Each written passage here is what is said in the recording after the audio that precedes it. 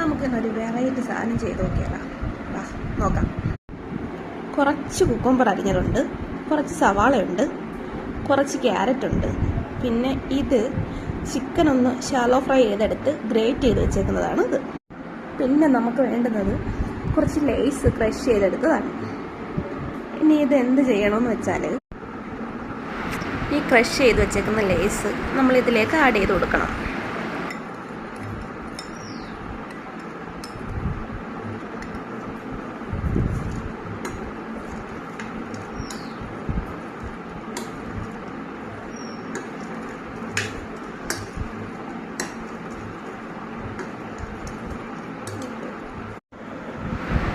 അതിനുശേഷം കുറച്ച് tomato sauce അതിലേക്ക് ആഡ് ചെയ്യുക. നമുക്ക് എങ്ങനെ ഉണ്ടെന്ന് നോക്കാം.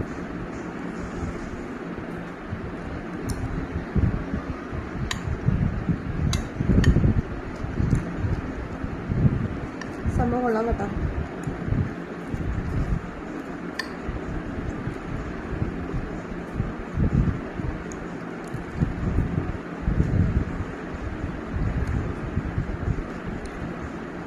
സൂപ്പറാണ്.